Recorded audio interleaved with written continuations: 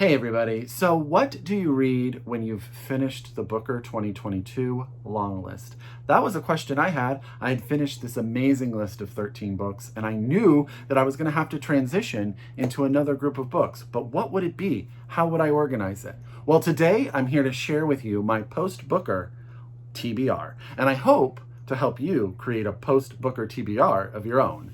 Let's get started.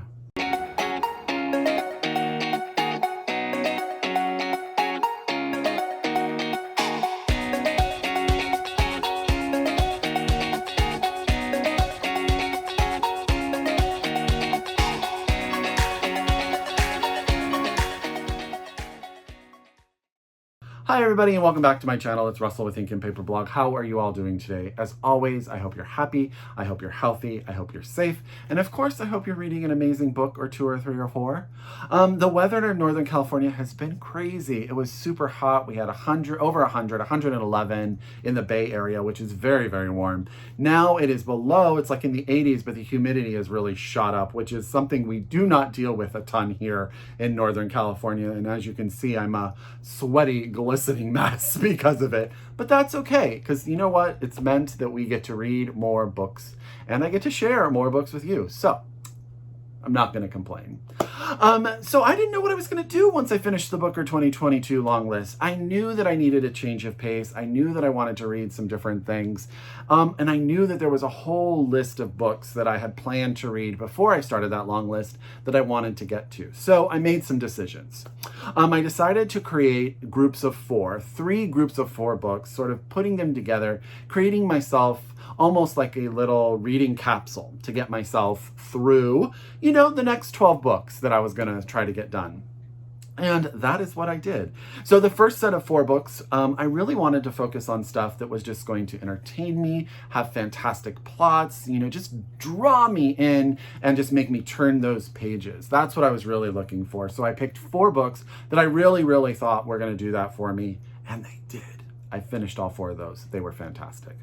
And then there were a lot of books that are coming out in the coming months that I knew that I wanted to get to. So I started to create and curate a couple of additional lists that we'll get to. The next four that I'm currently reading and the four that I plan to read after that. I'm hoping to get this done before or very soon because the National Book Award long list comes out in the next week. And I read that whole long list every year as well. So as always, get out that pen, get out that paper, get out that Goodreads, however you keep track of your TBR, because I hope my TBR is about to make yours explode.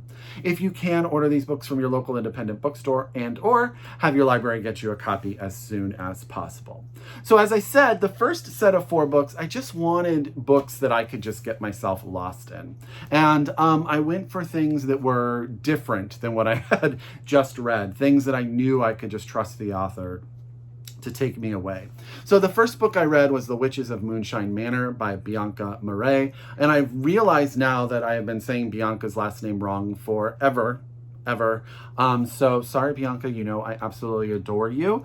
And I adored The Witches of Moonshine Manor. So this is not a review episode. I'm just going to be telling you about the books, but this one is 100% worth getting on your TBR. So this is a story of a group of octogenarian witches that are trying to save their home from a town that's trying to take over, tear it down, and rebuild over it. They have been behind on their mortgage. One of their members of their group is returning after many, many years away and is supposed to be the answer to that question. As they get older, sort of their magic has started to wane a little bit. And they aren't as sort of able to do everything that they've done in the past. But we learn that there is all of this stuff that's happened in the past. There was a heist, there was an object, it was lost, and they need it in order to save their home. They're introduced to a young girl who lives in town, who comes to sort of save them with her TikTok. She is anti-patriarchy. She is probably one of those characters I will never get out of my head because she's so charming. I wanted to say probably my favorite character, but there's too many good characters in this book. I was talking to Bianca on Instagram the other day, and she said the character of Queenie is very much her. And I think when I finish the book, I feel very much Queenie-esque myself. But it is just really good. It's just very, very entertaining. You will turn the pages. There's a mystery. There's a thriller aspect to it. And it's really just about friendship and the family you make and the family love that comes along with it. So that's The Witches of Moonshine Manor by Bianca Marais. And this is out from Mira in the United States. The next book, I went a little bit of YA gay romance, and that's Out of the Blue by Jason June. This is their second novel I've read. I read Jay's Gay Agenda, I want to say earlier this year as well. This is the story, as you can tell. My friend Ryan keeps saying that it's the gay YA splash, if you remember that movie with Daryl Hannah and Tom Hanks. And in a way it is. So we have a mer person who...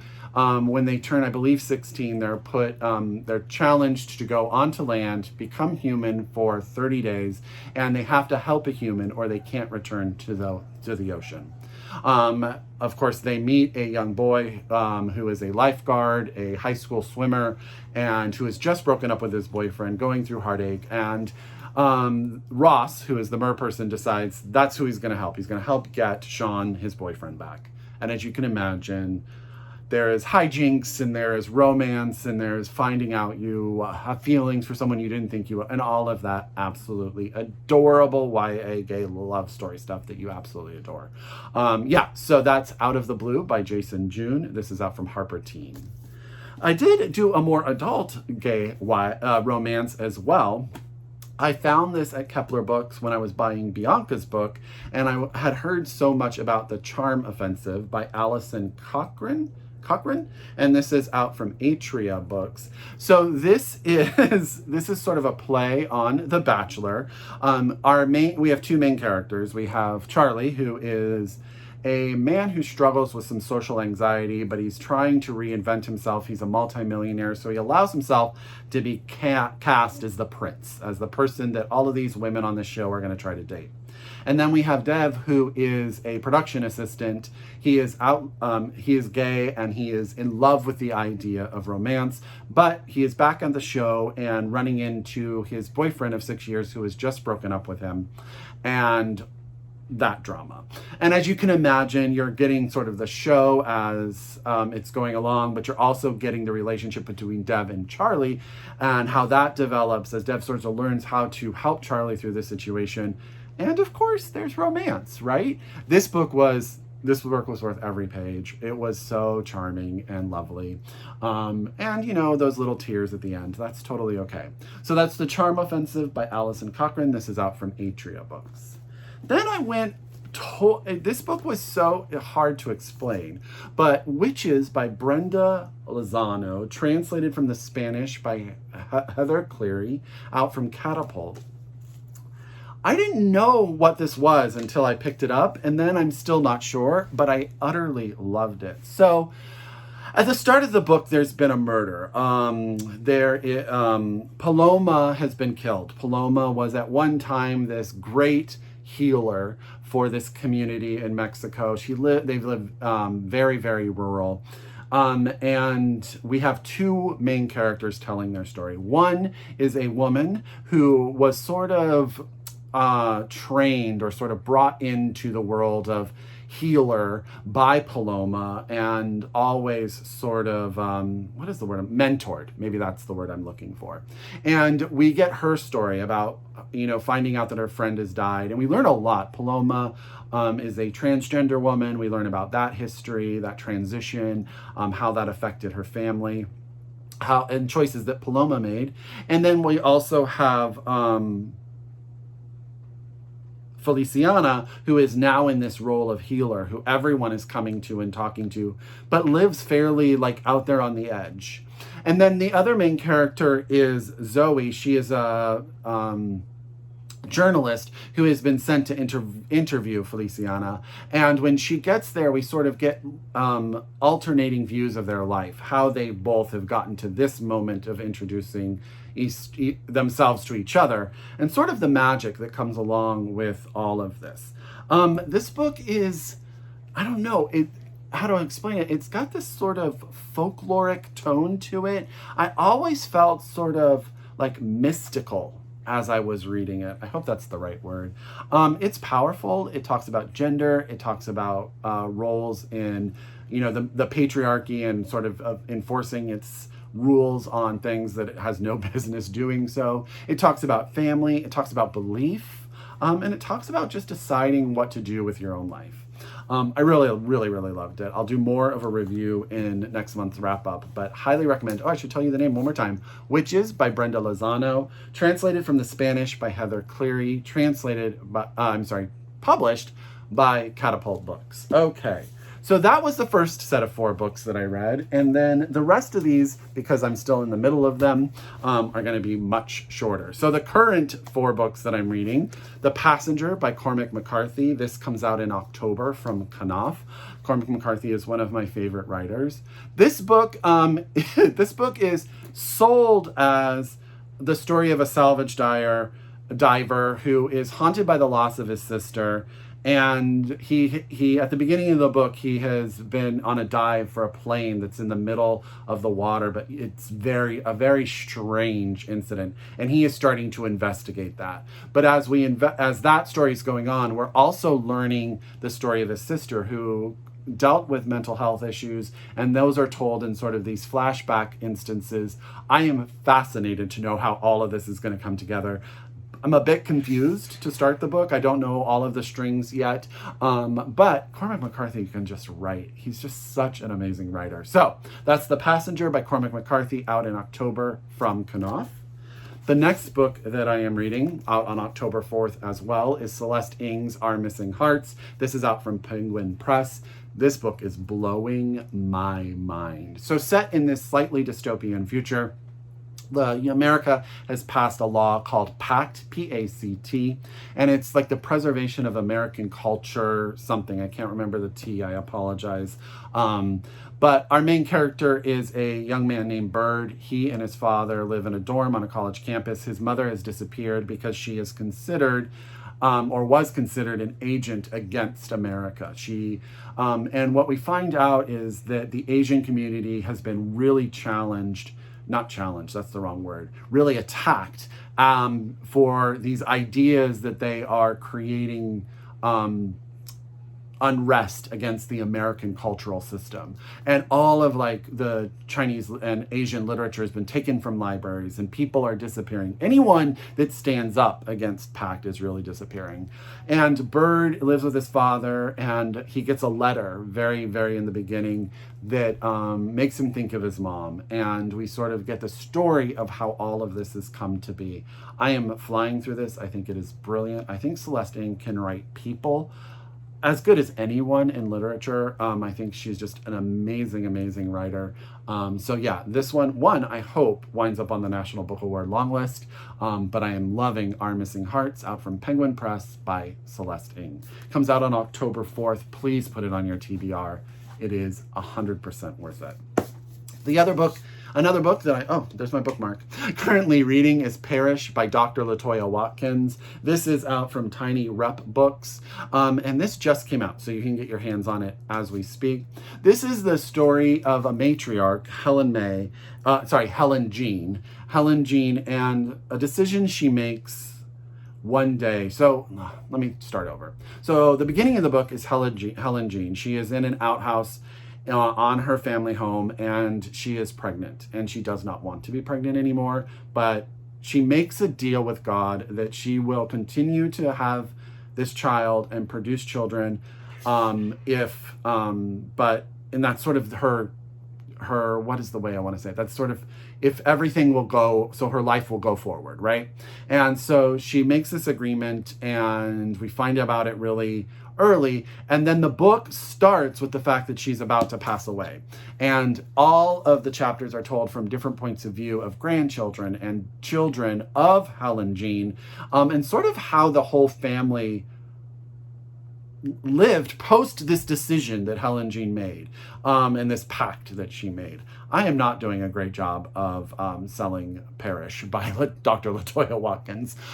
So let me say that I'm this far in it. I'm absolutely loving the cover. The characters are fascinating. They've had very tough lives. Texas is very much a character in this book and sort of the hardships of that world on these people. And all of them make different choices, but they all are really connected to Helen Jean as either a mother or a grandmother. And Helen Jean's sort of apathy towards being a parent is very interesting. So I'm really, really enjoying this. I promise I'll do a better job of wrapping it up once I've finished it. But I think if you like these family sagas from multiple points of view, Parish by Latoya Watkins is definitely a book for you. So again, the Parish by Latoya Watkins out from Tiny Rep Books. Loving it so much.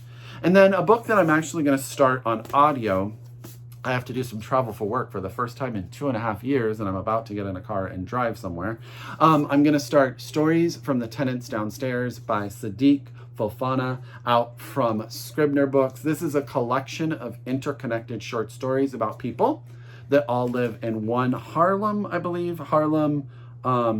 apartment building. And I've heard nothing but rave reviews about this book, so I'm kind of allowing myself to go into it a little bit blind because I want to see how it all comes together. But everyone I know that's read it has said it is fantastic. So that's Stories from the Tenants Downstairs by Sidik Fofana out from Scribner Books. Okay, so those are the books I've read and the books that I'm currently reading. What am I going to read next, you ask? What are the next four? I want to really get very much so to The Sleeping Car Porter by Suzette Meyer out from Coach House Books. And I believe it just came out, if I'm not mistaken. You may be able, it comes out in October. Sorry, but it just got a star reviewed in Publisher Weekly. This is the story of a gay man living in the late 1920s. Gay black man, I should say, works on a sleeping car on a train. And there's a crisis as the train is going through the country, and sort of it stops, and he has to sort of hide who he is. He has to do his job. I started this one, and I believe he's gotten in so many reprimands that he's close to losing his job. And it says, on this particular trip out west, the passengers are more unruly than usual, especially when the train is stalled an extra 2 days. Their secrets start to leak out and blur with the sleep deprivation hallucination Baxter's, that's our main character, is having. When he finds a naughty postcard of 2 men, Baxter's memories of longing are reawakened. Keeping the postcard puts his job in peril, but he can't part with it or his thoughts of Edwin Drew, Porter instructor. So yeah, I'm really excited about it. Star reviewed. This would be a fantastic book to wind up on that National Book Award shortlist too. That's The Sleeping Car Porter by Suzette Meyer out from Coffee House Books, and it comes out in October. Okay, 2 of my favorite authors that I read everything that they have published have books coming out or just coming out. So in November, Kevin Wilson's Now Is Not the Time to Panic is going to be released by Echo Books. And this is about a 16-year-old. Her name is Frankie Budd. She's an artistic type. And she's determined to make it through yet another summer in Tennessee. And then she meets Zeke, who is this talented young artist himself. And they create these images. And I love what this says. It says, anyone who sees it, this is what the images say. The Edge is a shanty town filled with gold seekers. We are fugitives, and the law is skinny with hunger for us. And these posters begin to appear everywhere, and the rumors in this town won't stop. And soon the mystery has these dangerous repercussions. Something happens, right?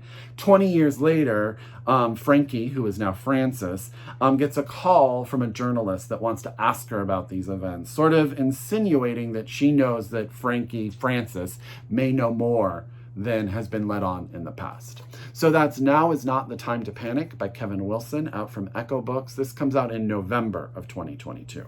Okay. Next is, and I believe Margaret's book was picked up by, was it Reese's book club? Is On the Rooftop by Margaret Wilkerson Sexton. This is also coming out from Echo, and this actually just released. So you can get your hands on it, I believe now or next week. I think it's a Reese Book Club, Summer Book Club pick. I've read everything Margaret has put out, and I absolutely adore her. This is the story of a musical family, a group of daughters, sisters who are on the rise here in San Francisco, just up the way. The mother is very much, it's got sort of that gypsy-esque feel to it, where she's very much in control of their career. And it says, now they've scored this once-in-a-lifetime offer from a talent manager who promises to catapult them, they're called the Salvations, into the national spotlight. This is what the mom has always wanted, but now it's, do the daughters want that? And the girls are becoming women with dreams that their mother cannot imagine. So Vivian, who has always maintained control, will have to confront the parts of her life that threaten to splinter. The community, the Salvations, and even her family. So yeah, I'm super excited about this. It's set right up the road in a part of, California I'm very familiar with. And yeah, I just love all of Margaret Wilkerson Sexton's books. So this is On the Rooftop, out now from Echo.